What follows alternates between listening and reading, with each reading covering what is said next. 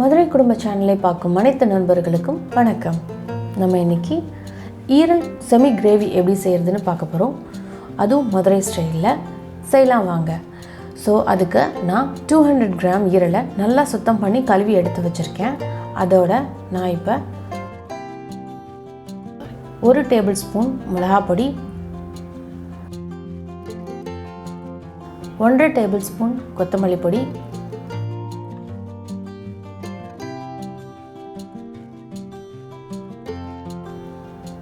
1/2 table spoon ஜீரகப்பொடி. நான் கொஞ்சம் அதில் நல்லெண்ணெய் சேர்த்துக்க போகிறேன். ஒரு 3 டேபிள் ஸ்பூன் நல்லெண்ணெய் சேர்த்துக்கோங்க. நல்லெண்ணெய் சேர்த்து நல்லா பரட்டி வச்சிடணும். இப்போ அதோட 1 டேபிள் ஸ்பூன் இஞ்சி பூண்டு பேஸ்ட்டு ஆட் பண்ணிக்கலாம். இஞ்சி சேர்த்து நல்லா பரட்டி ஒரு அரை மணி நேரம் ஊற வைங்க. அரை மணி நேரம் ஊற வச்சா தான் ஈரல் வந்து நல்லா சாஃப்டாக இருக்கும். இன்னொன்று நல்லெண்ணெய் சேர்க்குறதே அதுக்காக தான். ஒரு சவுண்டு மட்டும் வைங்க, அதிகமாகலாம் வச்சிடாதீங்க. அதிகமாக வச்சிங்கன்னா ரொம்ப ரஃப்பாக போயிடும். ஸோ அதனால் ஒரு சவுண்டு வச்சா போதும். நல்லா பரட்டிடுங்க. நம்ம போடுற மசாலா வந்து எல்லா பக்கமும் போகிற மாதிரி பரட்டிட்டு ஒரு தட்டு போட்டு நம்ம மூடி வச்சிடலாம்.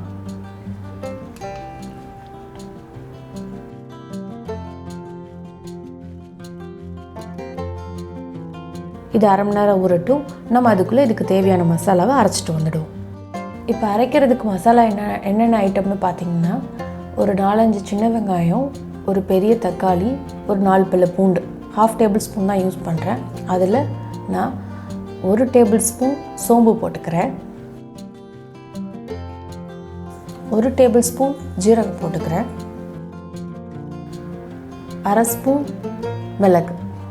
ஸோ இதை வந்து நம்ம ஃபைன் பேஸ்ட்டாக நல்லா ஃபைனாக வந்து அரைச்சிட்டு வந்துடலாம்.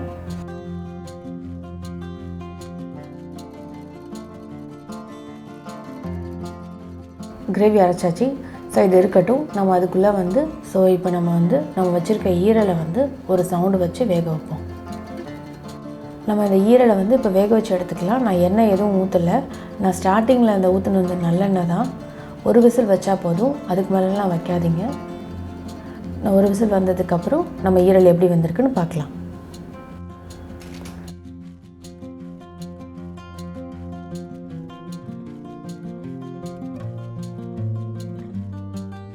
ஈரலுக்கு தேவையான உப்பு ஆட் பண்ணிக்கோங்க.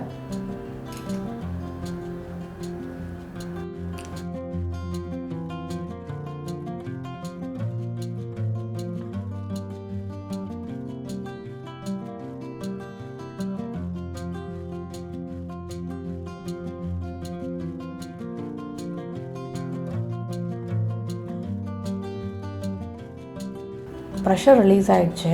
ஸோ இப்போ நம்ம ஓப்பன் பண்ணி பார்க்கலாம்.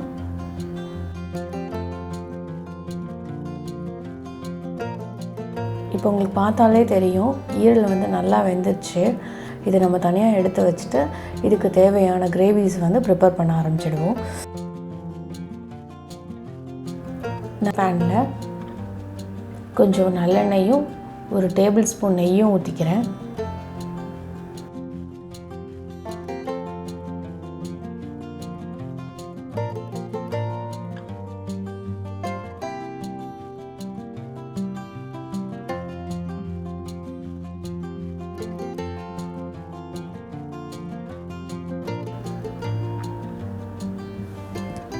சோம்பு, கொஞ்சம் கருவேப்பிலை பொடி,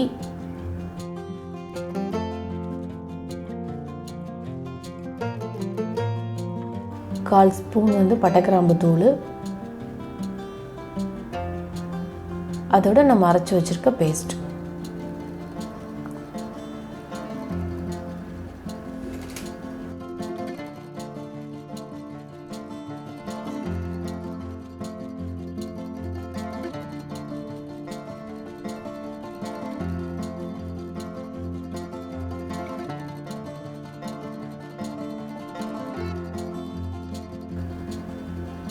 கொஞ்சம் அந்த மசாலாவுக்கு தேவையான உப்பு. அந்த மசாலா வந்து நல்லா பச்சை ஸ்மெல் போகிற வரைக்கும் நல்லா வதக்கிக்கோங்க. இப்போ பார்த்தீங்கன்னா நல்லா மசாலா கொதி வர ஆரம்பிச்சிருச்சு. ஸோ இப்போ நம்ம ஈரல் ஆட் பண்ணிக்கலாம்.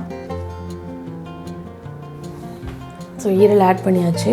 ரொம்ப நேரம்லாம் கொதிக்கணும்லாம் தேவையில்லை. கொஞ்ச நேரம், அதாவது அந்த ஈரலை வந்து அந்த இது சாறுற வரைக்கும் தான், ஒரு 2-3 பாயில் வந்தால் போதும். நம்ம நல்லா அந்த கிரேவி கொதிச்சனால அந்த மட்டன் அதெல்லாம் சேர்ந்து என்ன ஆகும்னா அதில் இருக்கிற எண்ணெய்லாம் வந்து வெளிவிட ஆரம்பிச்சிடும். உங்களுக்கு அதை பார்த்தாலே தெரியும், எண்ணெய் தனியாக வந்து அந்த கார்னர்லலாம் வர ஆரம்பிச்சிடும். ஆக்சுவலி இந்த ஈரல் வந்து ரத்த சோகை உள்ளவங்களுக்குலாம் ரொம்ப நல்லதுன்னு சொல்லுவாங்க. அதுவும் குழந்த பிறந்தவங்களுக்கெல்லாம் வந்து இது சாப்பிட்டா குழந்த பால் ஊறணும்னு சொல்லுவாங்க. ஸோ இதை ட்ரை பண்ணி பார்த்துட்டு உங்கள் கமெண்ட்டை எனக்கு போஸ்ட் பண்ணுங்கள். இந்த ரெசிபி உங்களுக்கு பிடிச்சிருந்தா லைக் பண்ணுங்கள், ஷேர் பண்ணுங்கள், கமெண்ட் பண்ணுங்கள். இன்னும் இதே மாதிரி ஹெல்த்தியான ரெசிபி தெரிஞ்சுக்க எங்கள் சேனலை சப்ஸ்கிரைப் பண்ணுங்கள். பக்கத்தில் இருக்கிற பெல் பட்டனை கிளிக் பண்ணுங்கள். தேங்க்யூ.